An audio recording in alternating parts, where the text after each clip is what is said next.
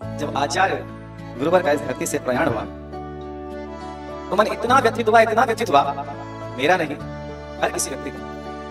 अब क्या होगा, अब क्या होगा? सबके मन में यही प्रश्न था, अब क्या होगा? तो आचार्य महाराज की दृष्टि इतनी विशाल थी कि आचार्य महाराज ने अपने रहते रहते अपनी सेम बेसी ही कर दी।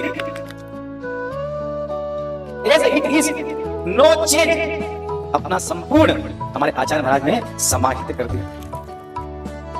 उस दिन मन जितना व्यथित था, जितना चिंतित था इस बात को लेकर कि अब क्या होगा हम सबका, कौन संभालेगा हम सबको। और कृपा आचार्य महाराज की चुपके जब कब काम करके चले गए मालूम ही नहीं पड़ा।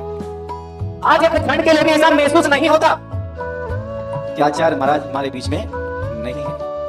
तो पुण्य तो देखो अपन सबका, जब कोई आचार्य की जाने के बाद इस सीट पर विराजमान होते हैं तो चेहरे बदल जाया करते हैं। तो कैसा पुण्य हम सबका है, ना चेहरा बदला ना व्यक्तित्व बदला, वो वही का वही गुरु जी की धर्म प्रभावना और वही उनका अनुशासन आज भी अनवरत चला आ रहा है। हम जब संग में रहते थे तो पूज्य आचार्य महाराज जब मुनि अवस्था में थे, कभी गर्दन उठा के देखते नहीं थे किसी को। आचार्य महाराज स्वाध्याय कराते थे, चाहे स्वाध्याय 1 घंटे चले, 1.5 घंटे, 2 घंटे, जिस एंगल गर्दन का जो एंगल होता था वो भी कभी चेंज नहीं होता था।